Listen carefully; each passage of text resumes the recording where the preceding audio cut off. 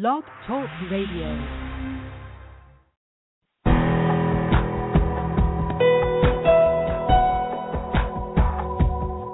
Welcome to our program on Kardec Radio. Welcome to the messengers in our home.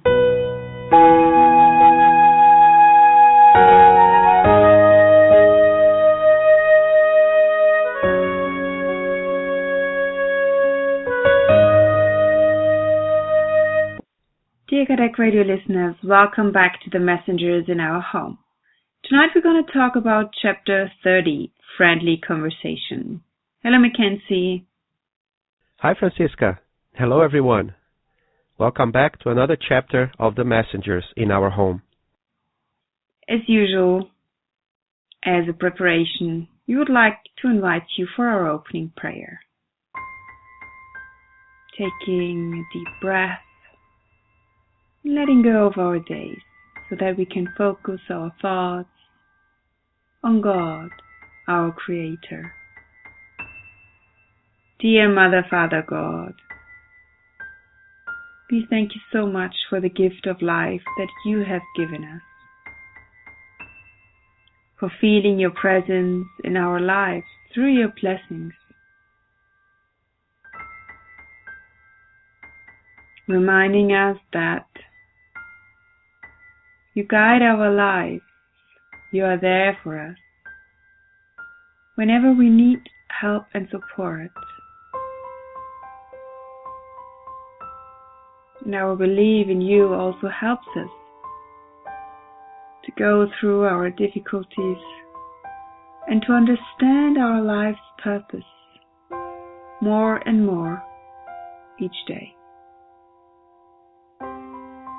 We're very happy and grateful for all the love, the justice, and the support that comes from you, directly or through your messengers, the good spirits, who are there to help and support us, who inspire us to do the good. And as we learn in this chapter as well, who are very close to us, accompanying our efforts in this incarnation. So we thank you for your beautiful laws and for the opportunity to understand them through this study. And with your permission, we now would like to start our meeting. So be it.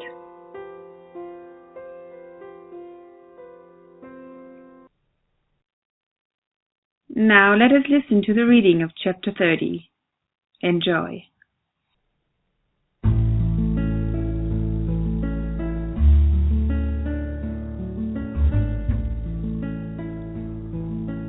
Chapter 30. Friendly Conversation. We had returned to our friendly conversation about the wonders of Nosolar when Aldonina broke in. Some of the members of our family visit your city from time to time. Our sister Isora was married in Campo da Paz 3 years ago and lives in Nosolar with her husband. He's an employee in investigative services at the Ministry of Enlightenment. Perceiving our curiosity, she continued. He used to live with us, but he was called to work in that department a long time ago. He came back later in search of his fiancée. Vicente had been anxious to say something and finally exclaimed, "We have touched on a matter that has aroused my interest very much since I returned from the earth. When I was there, I didn't have the slightest idea that there was marriage after death. When I attended such celebrations in Nosolar, I must confess that my surprise bordered on astonishment."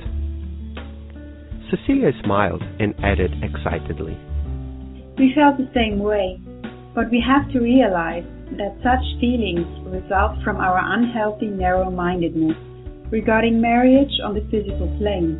After all, If human marriage is one of the most beautiful acts of life on earth, why should it be any less so here, where beauty is always more quintessential and pure? Also, it is essential to realize that we don't live apart from wise and just laws. And how happy are those who marry on our plains, added Vicente, exposing the secret aspirations of his heart. Aldonina made an expressive gesture and remarked, Yes, for us to enjoy such blessedness here, we must have loved on earth and have been spurred by the noble impulses of the spirit. To reach such joy, we must have loved with our soul. Those who are dedicated exclusively to their body's desires do not know how to love beyond the bodily form, and they are incapable of feeling the deep spiritual vibrations of undying love. Wishing to turn the discussion back to Isaura, I stated out of curiosity, Tell us more about the sister who moved to Nosolar. I would love to know about her marriage.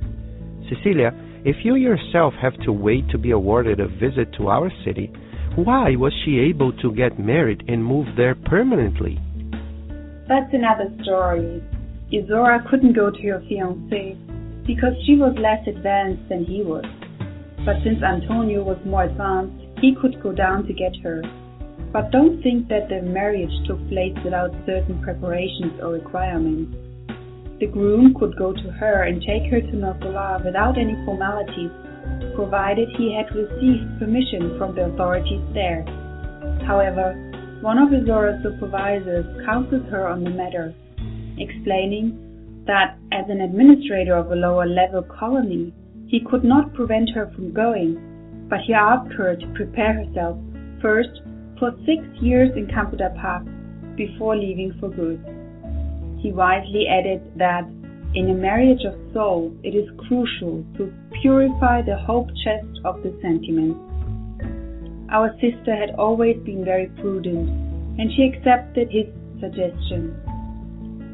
She worked for 6 years in our colony, acquiring cultural values and perfecting her mental field. I took in this subtle information without hiding my enormous surprise. I had already had the honor of visiting the couple once, said Aldonina. When I received a reward for being assiduous and cheerful, I was allowed to visit Nosolar for 15 unforgettable days. Although I visited sublime institutions such as the Forest of Water, the Hall of Divine Art, and the Field of Majestic Prayer, I realized I'm far from being fully acquainted with that enormous city. I'll go there later though, because I'm continuing with my work, and our instructors have always said that all good things await those who know how to serve the good and work with hope. Admiring the beauty of the young women's sentiments, I asked, But don't you have similar institutions in Campo da Paz? Aren't there temples of joy open to young people? Of course, said Cecilia, like someone who did not wish to seem ungrateful for the blessings of the Eternal. The Lord has given us much in our colony. Nevertheless, we are in the neighborhood of our incarnate brothers and sisters. The storms that reach us demand our constant attention.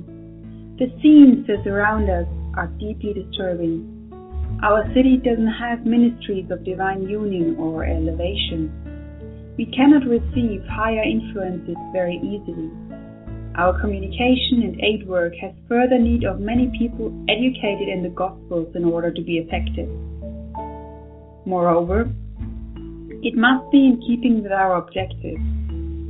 Our colony was founded to offer immediate help. To us, Campo da Paz is more than anything else an advanced healthcare center in the midst of all sorts of dangers, because ignorant and unhappy brothers and sisters surround our efforts on every side. There are 8 stations like this one every 6 miles in the zones of our neighborhood. They act as institutions of fraternal assistance and active sentries at the same time. She took a longer pause, gauging the effects of her words, and concluded. When the work becomes burdensome, our governor has the habit of assuring us that we are on a battlefield, but that we have the peace of Jesus within our hearts. No image defines our center as well as that. On the outside, the work is hard and unrelenting, but within us there is a tranquility that we ourselves find difficult to comprehend. Is your work restricted to the confines of the city? I asked. No, it's multifaceted. Aldonina and I, for example, do a lot of work helping the recently incarnated. Our city prepares an average of 15 to 20 reincarnations per day, and it is absolutely necessary for us to help our fellow spirits or wards, at least during the initial phase of their infancy, which includes their first 7 years of corporeal existence. And perhaps because she read the radiant admiration in our eyes, she added, Fortunately, our volitation faculties are well developed. We rarely encounter vibrational impediments, and thus we can save a lot of time. Moreover, only our instructors go to work alone. As for us, we venture out only in groups. We need each other's help, not only for the sake of efficiency, but also for magnetic support. And smiling quaintly, she concluded, In the work of assisting others and defending ourselves, we cannot manage without the fair and advanced practice of sincere cooperation.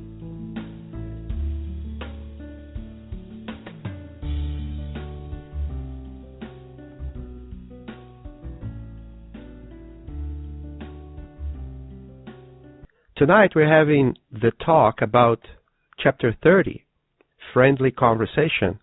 Well, I should have said that we will have a friendly conversation about Chapter 30, which is entitled also Friendly Conversation, right?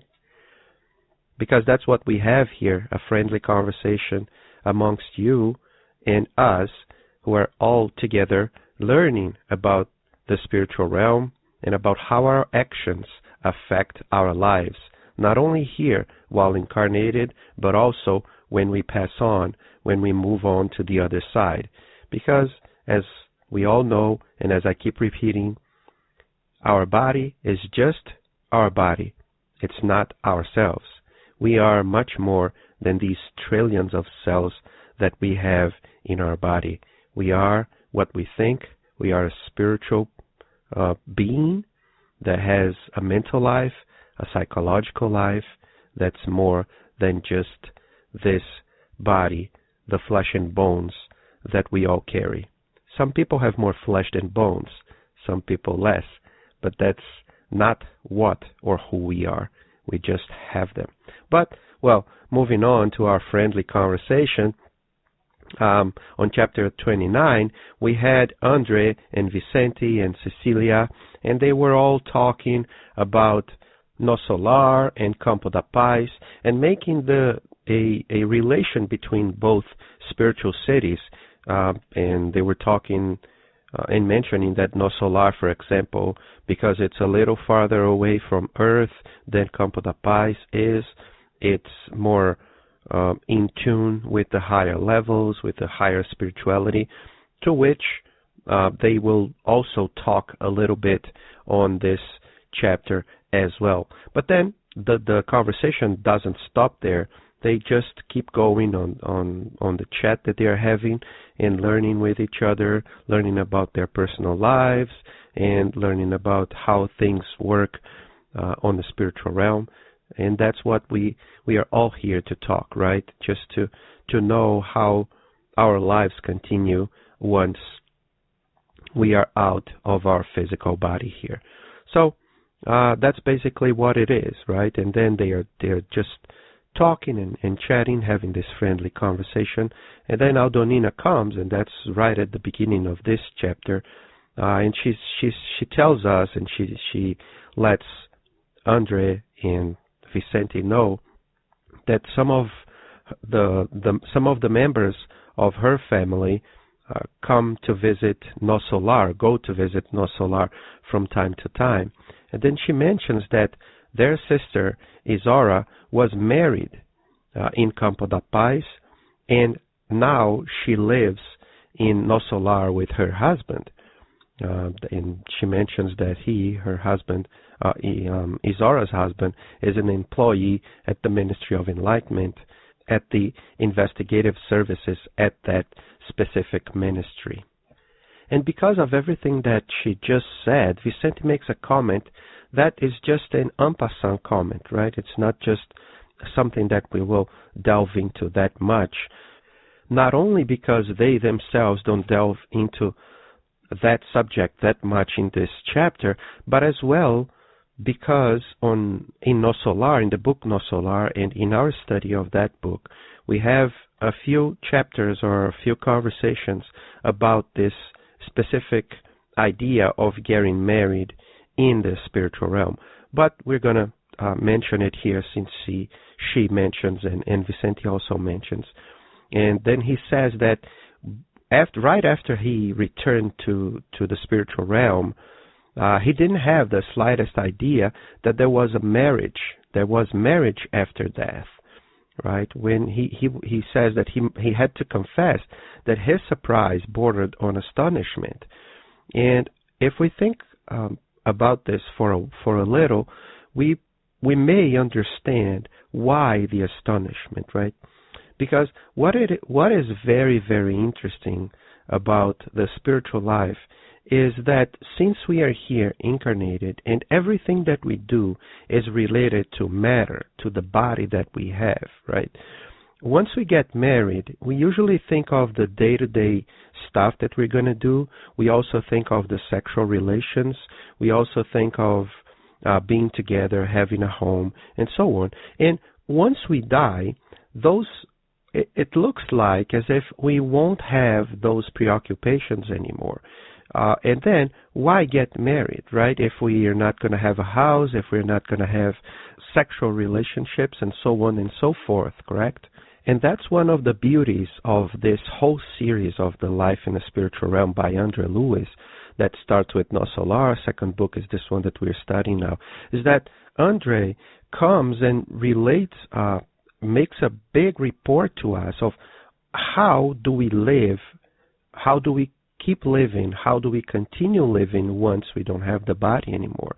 And we don't have the physical or the denser body that we have here, but we still have the spiritual body that in Spiritism we call the perispirit. And since we're going to have contact with other people, and marriage here looks like sometimes, as I was saying before, that it is just a pure mental or body-to-body relationship. However, this is completely not true, or it should not be true. Unfortunately, that's sometimes, or most of the times, what we keep doing to ourselves is we keep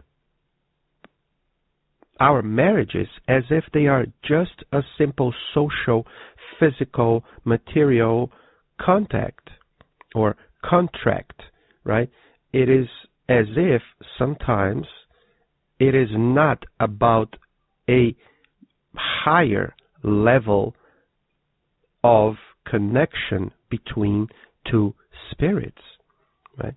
And Cecilia says, she smiles, right? And she says very beautifully that if human marriage is one of the most beautiful acts of life on earth, why should it be any less so here, where beauty is always more quintessential and pure, right? And naturally, she is referring to those marriages that are really, really based out of love, right? And even if we don't look at marriage the way she is describing it right now, even just by the beauty of the act in and on itself, right? The act that one person wants to be together with another person, right, in sickness or in health, forever and ever, right? This is very beautiful. Unfortunately, we forget to add sometimes, right? And I'm not condemning anybody, or I'm not saying that we are better or not better if we see it this way or not. But if we don't really strive to look at a marriage as something that's much more spiritual than material, most of the times, and maybe that's the astonishment that Vicente and Cecilia are describing here, right? Because Cecilia also says that she felt the same way when she got there, that she was astonished by seeing that there were marriages there. We would also, and we will also, still feel astonished by looking at as two spirits that are married once we die, right? But we, hopefully, by this time, we know better, right? We know that we need not only to see a marriage as something that's deeper and much more spiritual than material, but we need to really transform it into something that's more spiritual than material, right? We are young, well, depending on the age of the physical age of the ones who are listening to us right now, and then, therefore, we need more the physicality. But as we grow older, there will be less and less need and even capabilities of the physicalities that's involved in a marriage, right? At least in terms of senses, in terms of the sexuality that our bodies exert when we are very young. However, there can as well still be some type of sexuality once we are older, but there needs to have something way deeper than just the physicality. We need to connect with the other mentally, spiritually, psychologically, right? So that we can live that spiritual life and make it become stronger and stronger, right? So once we die, we will still have the connection with those who we love.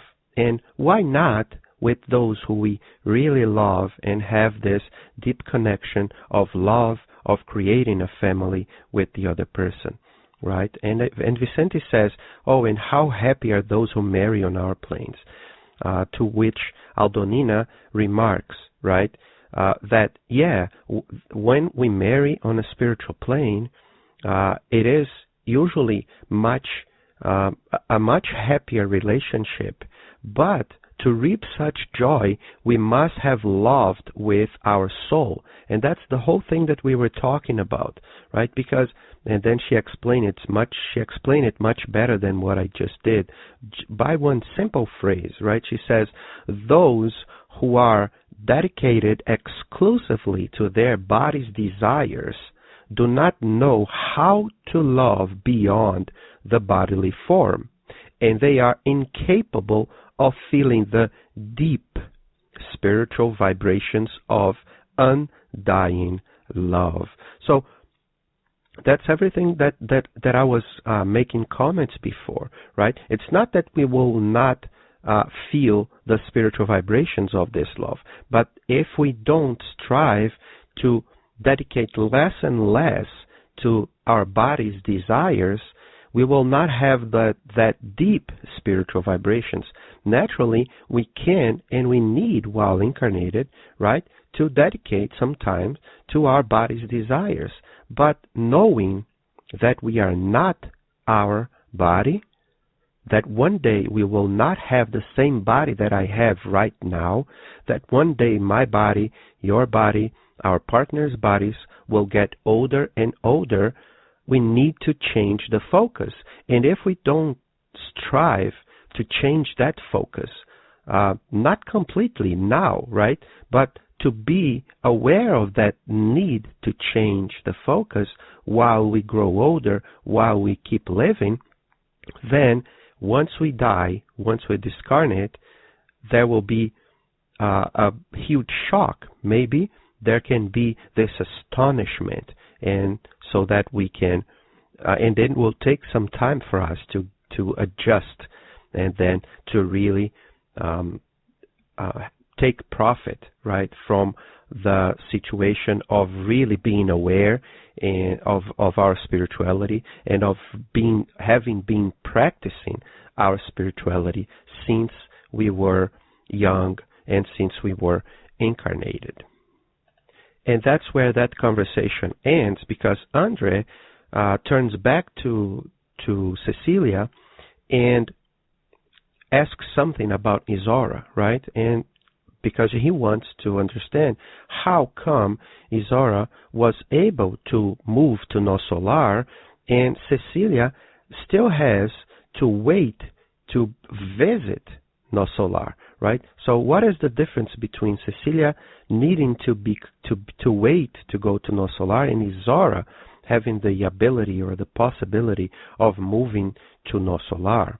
And then Cecilia comes and tells us a little bit of her story, right? Of the story of Isaura and her marriage, right? And first she starts by making a comparison, and that's something that I find very interesting. Usually in these stories that we hear in No Solar, in the messengers, usually the female spirit is more advanced than the male spirit. This story here is a little different, and she says that Isaura couldn't go to her fiancé because she was less advanced than he was.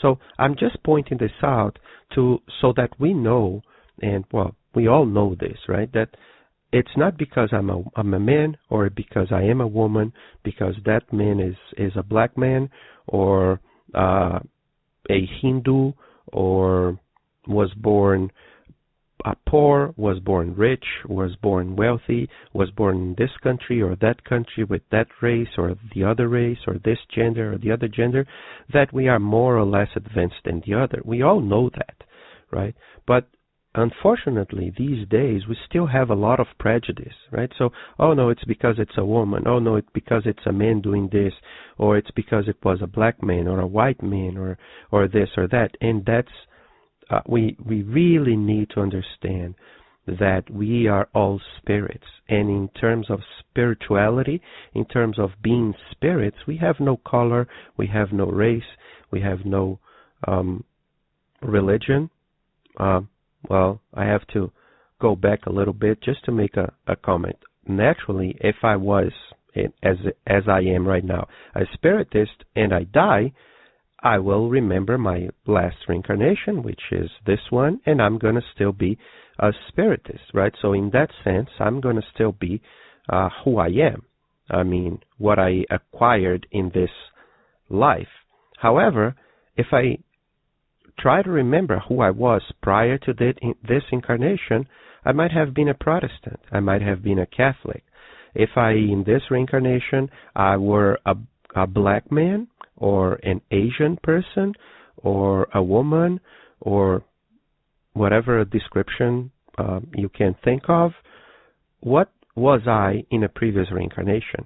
I might have been a different sex, right? I am a man now, Francisca is a woman. We might have been different in a previous reincarnation, me being a woman and her being a man. You as well. Or if you're a black man or a black woman, could have been an Indian in another reincarnation, or a Chinese, right, as well as me. So it is interesting for us to really understand that it's not based on the exterior that we know that a person is more or less advanced. And we really need to strive to think about this more and more and more in our lives, to really to keep seeing the differences, because we have our differences, but we are more equal than we really can imagine to a certain degree. So Antonio, which was Isaura's fiancé, was more advanced, so he could go down to get her, and he wanted her to go to No Solar, right? And he asked her to go, and he had received the permission to take her from wherever she was and marry her and live with her in No Solar, right? However, Isaura had a supervisor at the city that she lived and where she worked. He said, well, you can go. I cannot not allow you to go. You know? You're free, and if you have permission to go to a different city, a different spiritual city, and they allow you to go, there's nothing that I can do, and I don't want to prevent you from going. However, and here is something that's really, really interesting. He came to her and asked her to prepare herself first before going to Nosso Lar at Campo da Paz for 6 years, working there before leaving, before going to live with Antonio in Nosso Lar. He says, and this is Cecilia telling us and telling Andre and Vicente, he wisely added that, and I'm going to quote, "In a marriage of souls, it is crucial to purify the hope chest of the sentiments." So, naturally, her supervisor is talking to her already discarnated, right? But shouldn't we look at this and take this as an advice for our lives here while incarnated?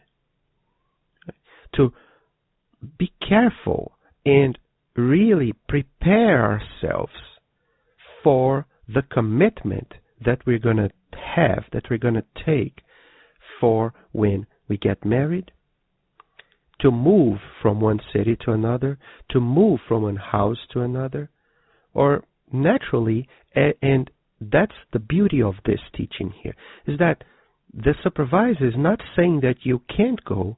It's not saying that he's going to prevent you from going. No. It's just an advice. The choice is always ours, right? How pure is really our sentiments? How much do I really, really want to do this right now, right? But not how much in terms of that deep desire that I have to be with another person, but how much do I really know that I really want that? How much do I know the other person, right? How much do I know the situations that I'm going to be in? So it is something for us to really think. And why am I saying this? I'm saying this as well because the words that they use here, they are words that we don't hear these days anymore as much, right? He uses or she uses here groom, fiancé, right, and fiance. So usually these days we don't have this anymore, right? It's we are in love, we have a boyfriend and a girlfriend, and then we sometimes it's more common these days, not that everybody does this, and then we go live with the other person, right? Very quickly. And I'm not saying, just like that's not what Cecilia is saying here, or her supervisor was telling her that you shouldn't go or you must not go, and so that's not what I'm saying as well, right? But it's that to allow ourselves that time to really, really think about it. And if it takes some time, allow it to take some time. If it's quicker, then go, right? It's our choice. But it is always very important for us to prepare ourselves, to purify the hope chest of the sentiments, to really understand what is there, what is this sentiment, right? Knowing myself, knowing the other person. And then Cecilia tells us that Isaura accepted his suggestion, right? And she worked for 6 years in Campo da Paz, acquiring cultural values and perfecting her mental field. What does that mean? Knowing herself better, right? Allowing herself to know a little bit more of how to work with others, understanding that we are all part of the same life, that we all have our duties to fulfill.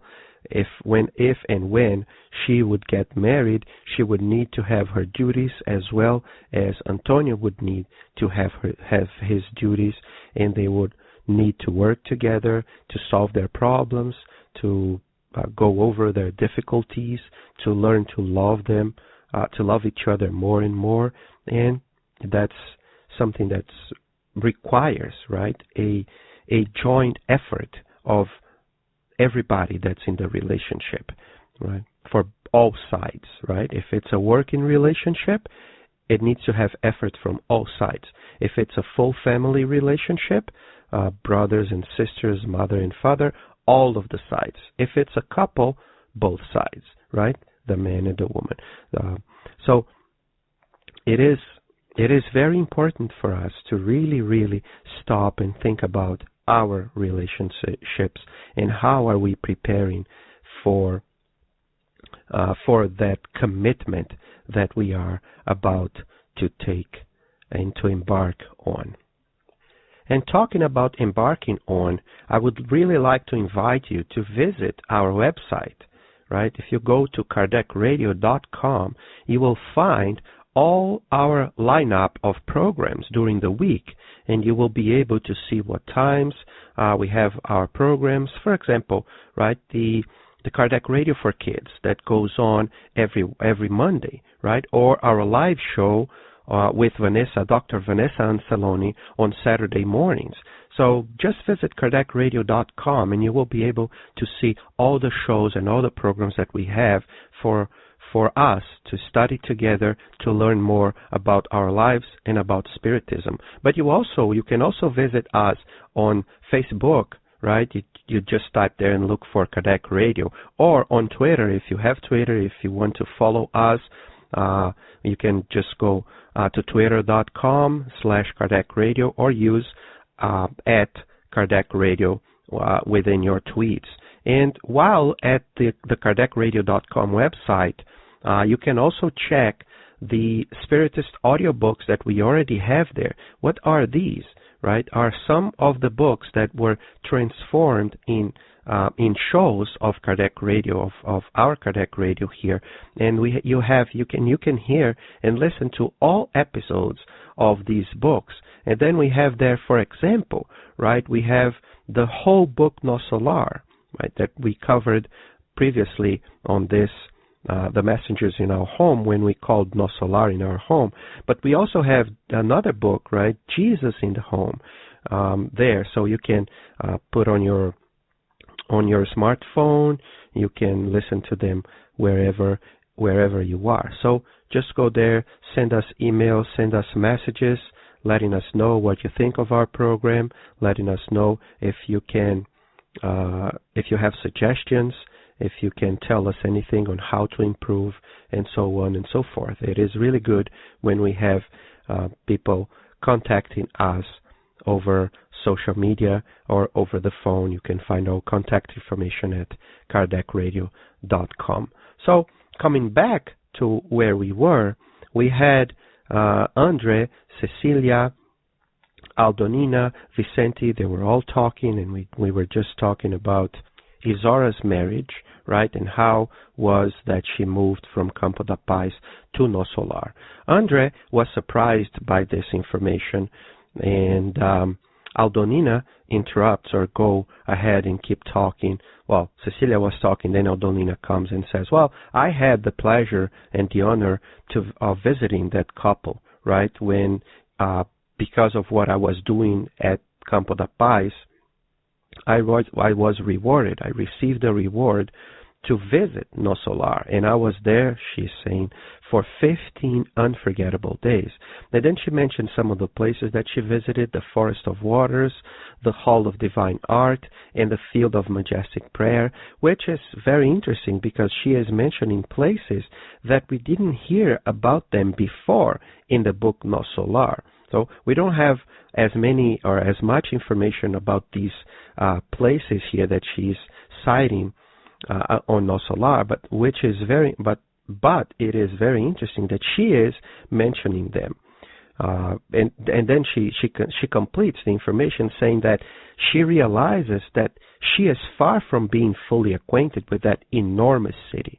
So if we think that we know No Solar, or that we knew No Solar once we finished reading and studying the book No Solar, we still don't know.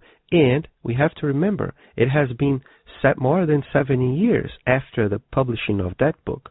In 70 years, No Solar must have changed, right? They must have different people, they must have different places, they must be doing different things there. As if we progress, they also progress, right? Why? Because we are all spirits. It doesn't matter if we are incarnated or discarnated. We keep progressing. We keep improving. We keep striving to do better and to improve ourselves, correct? So I just wanted to point this out because I find it to be very, very interesting.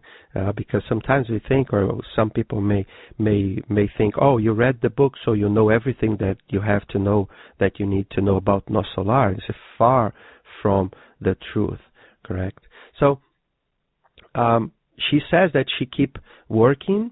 Aldonina says, right, that she keeps working and that she wants to go back to No Solar, to visit No Solar more and more, because she really wants to go to this better place as they see it, right? And she says that her instructor said that all good things await those who know how to serve the good and work with hope. And that's basically, hopefully, what we are trying to do, right? To serve the good with all the good deeds that we perform to ourselves, to our families, to the world, and working with hope that everything will be better, that we are helping to improve the world we live in. Andrea comes and says, well, you just mentioned some places in No Solar, but don't you have some of these places at Campo da Paz or in the city that you live in? Aren't there temples of joy open to young people, just like you and like I had when I was there? And Cecilia said, of course there are, right? And she mentions and she says that just to allow us and allow them to know that she is not ungrateful, right, of what they have in Campo da Paz. And she says, well, the Lord gave us a lot, right? However, our city is located in a very different place than No Solar is. And then she explains, we are in the neighborhood of our incarnate brothers and sisters. So as close as we thought that No Solar was to the earth, to the physical earth, Campo da Paz is much closer to the earth. So being closer, the thoughts, and we already talked about this in previous chapters, the thoughts, the spiritual atmosphere of the earth or of the city and of the environment that those people are living is much more affected by the thoughts and the actions of the incarnate brothers and sisters, right? For example, and she says, our city doesn't have ministries of divine union or elevation. And if we remember in No Solar, these two ministries, the divine union and the ministry of elevation, are the ones who are closest to the higher spirituality, that receive direct information from a higher spirituality. Campo da Paz is so close to earth that they cannot have these ministries because the light would not be perceived easily or as easily as it can be perceived in No Solar. So, and then she says, we cannot receive higher influences very easily. Their communication and aid work has further need of many people educated in the Gospels in order to be effective.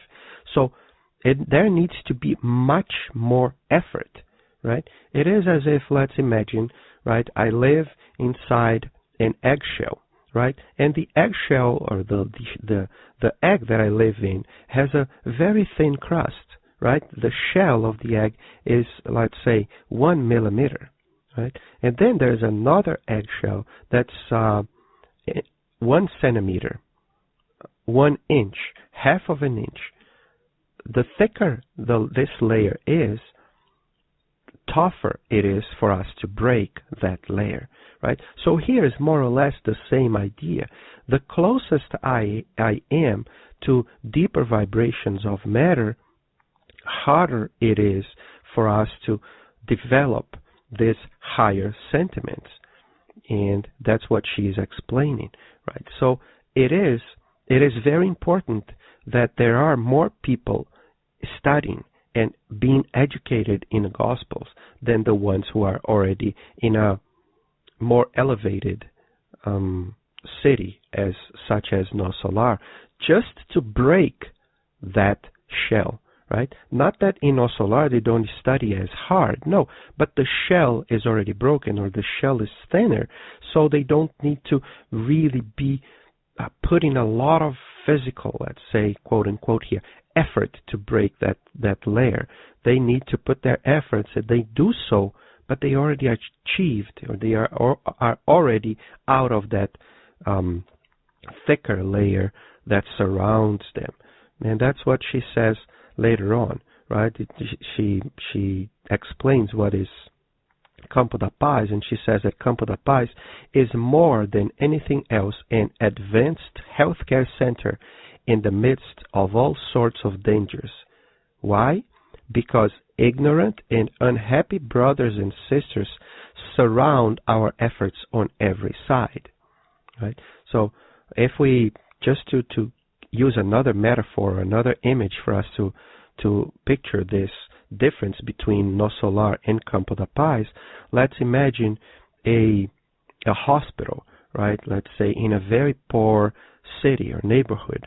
Let's say, to use a very, very maybe known image of an aid station in, let's say, in Uganda, right, or in Ethiopia, which are countries where the situation is really, really terrible, right? So how tough would it be to treat people, right, where you don't have, let's say, masks, where you don't have proper disinfection of the places where you are working on.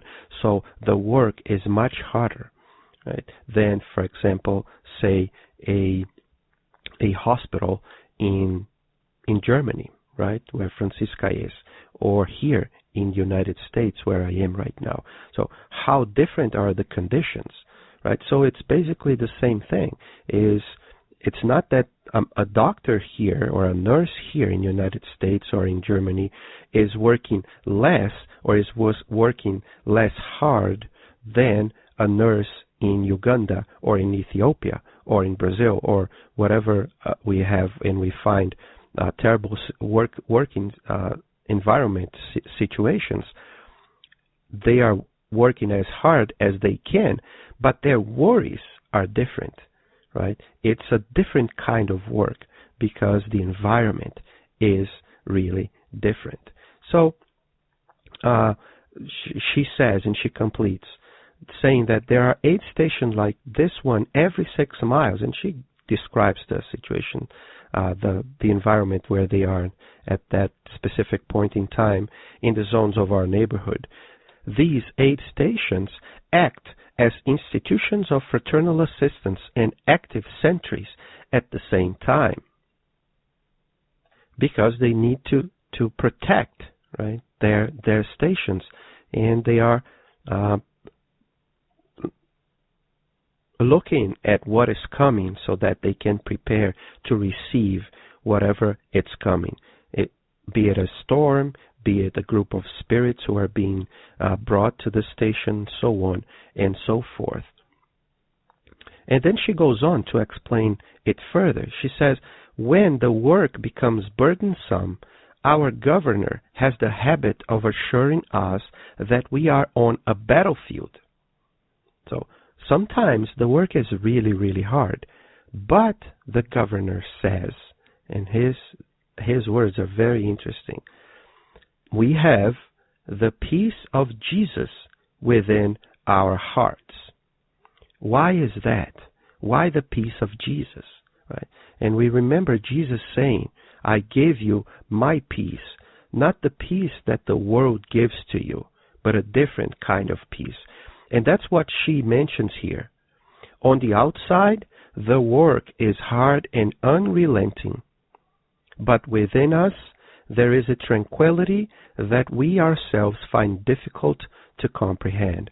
This is the peace of Jesus, right? It's not that the outside, that the exterior is peaceful in terms of being nonviolent or being calm, being silent.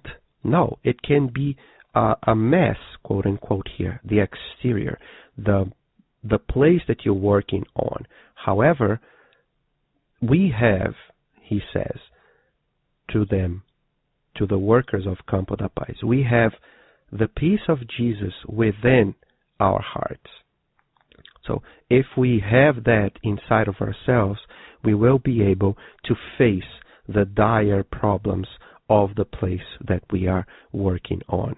So it is very interesting, and that reminds me of a story that I really like, and I'd like to tell you guys here now. It's the story of this, there was this art contest, and the painters were asked to paint a picture of a peaceful situation, of peace. And the contest was open; anybody could make their paintings or their drawings. And then came the day where the prize was awarded, and then the second place was a beautiful drawing of a pigeon flying, a white pigeon flying in a very beautiful sky, and so on. There was another one, another painting that was recognized, which was a very peaceful lake and this mountain and some trees or some clouds in the sky. But the very first place of that contest was of a dark night with a thunder. Well, we couldn't hear the thunder right in the picture, but we could almost hear it by seeing it. There was this light, right? This lightning coming down, and then there was this huge wall and the sea, a very brave and strong sea with high waves heading on that huge wall.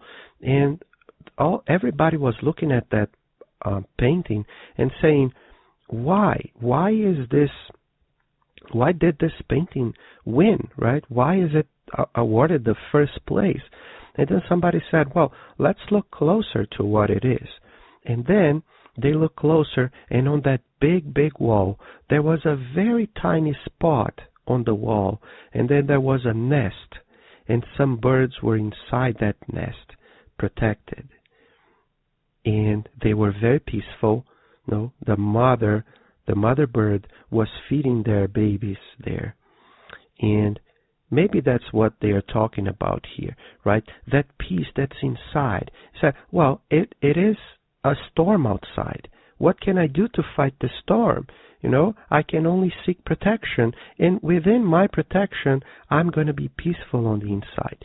That's the peaceful of Jesus. It doesn't matter what kind of storm I'm going through. I need some time to stop and find that protection, find a place to allow the storm to pass a little bit so that I keep going on with my life, and maybe do even something to reconstruct after the storm, maybe destroyed something around myself. However, why, right, be all enraged because there's a storm outside? Why, right, worry so much with the exterior problems if I am calm and peaceful, more than just a regular peace, but having the peace of Jesus within our hearts, right? So I find that story to really illustrate, really powerful to illustrate what Cecilia is trying to convey to us here on their work at Campo da Paz. And then Andres says, well, but this work that you guys do here, is it just inside the city? And then Cecilia says, no, right? Yeah, we have a lot of different types of work. Aldonina and herself, for example, they help people or spirits who were recently incarnated, right? The city prepares 15 to 20 reincarnations per day, and there's a lot of people working on that. And that's what me and Aldonina, that's what we do. We are part of this group that help these spirits who are being reincarnated, and we follow these spirits for the very first years the first 7 years of corporeal existence, which we know in Spiritism, and we by these the revelations, that these first 7 years are the years where we finally complete the reincarnation. I mean, I'm still a little bit on the spiritual realm and being connected to every single piece of my physical body as a child, so that I can really be aware and learn a lot from earth and also from the spiritual realm. So that's why it's so important for us to educate well our children in these first years of the corporeal existence, so that we can overcome once we start remembering who we really are from previous lives, so that our education on these first 7 years can help me take a good care of myself and really change and improve myself for the rest of my life. But they keep going, and she said, well, to do that work, naturally we cannot be walking, right? Walking to earth and coming back. So our powers of volitation, right? Which is not a flight, like let's say a Superman flight, right? Like as we see in the movies and in the comic books, as he is laying down, flying, right? The volitation idea is as if we are walking on air. So they have the ability of going back and forth to earth, and that can save them a lot of time. But they are always working together. They are never working alone. Only the instructors can go work alone if they need to, because they already have the experience, they already have their powers and their abilities to do what they need to do. But the regular workers, to go and help, to go and do something, venture out only in groups. We need each other's help, and I'm quoting here from the close to the very end of the chapter, right, when she is saying, we need each other's help, not only for the sake of efficiency, but also for magnetic support. And that's a good, very, very good advice for all of us. Sometimes we tend to be a little individualistic in some of the tasks that we are out to do. Naturally, there are tasks that need to be done alone, just like myself now. Francisca is in Germany. I am here in the United States, separated not only physically, but also by a large number of hours in terms of the fuse, right? So she's 6 hours ahead of me. It is hard sometimes to manage this difference, because when I'm working, sometimes she's already getting home, and when I'm getting home, she's already sleeping. So it's hard for us to be together doing this at all times. We try sometimes. So sometimes I need to do my part here, and then she does her part there, and then we merge these parts together. Maybe it's what we need to do. But we are working together, and we are connected mentally doing this work. We talk during the week, and that's what she, in some sense, Cecilia and Aldonina, they are doing there. Fortunately, they can be together and work together to do what they need to do. And they need, not only because of efficiency, 2 people, 3 people working to solve a problem. It can be, and most of the times it is very helpful, but also, and in this specific case, for magnetic support. What it is that idea that we don't, if we take it only, let's say physically, we have the physical support of the other person, or the mental support. Oh, I can drive my car, but if I have somebody at my side that's encouraging me, I can feel more confident, and then I can do it better. Here's the same thing, but not just because of physicality, but because we exchange, right, this love that flows from one person to the other, in this case, from one spirit to the other, because of the focus, because of the prayer, because of the good intentions that we are putting into that work that we are doing at that specific moment. And then she concludes this conversation, and we conclude our chapter with what she tells us about cooperation, which is how we can make Kardec Radio work as well. cooperation, sincere cooperation, without everybody that's involved in the production of all these programs, together with Vanessa, with everybody, right? I cite Vanessa because she is the one who is, as of today, the responsible for the whole Kardec Radio, right? She invites everybody. She's always there for us. But everybody that's involved, right? The ones who are doing the programs on Sundays, the ones that are doing, are allowing us to be able to hear these lectures, wonderful lectures on Thursday nights. This program here every Wednesday, Kardec Radio for Kids, and the program with the small segments on Sundays. So without all those collaborators, we would not be here for you, and you would not have this wonderful tool, and we would not have this wonderful tool for learning more about ourselves and about Spiritism. So we are working for each other. Therefore, we are working for others. And that's what she says at the very end. In the work of assisting others and defending ourselves, we cannot manage without the fair and advanced practice of sincere cooperation. We really hope that you can feel that these programs at Kardec Radio here are a small bit of that practice of sincere cooperation from us, from all of us at Kardec Radio, to give a little bit of this immense fountain of knowledge, that Spiritism that Christ gave to us, right?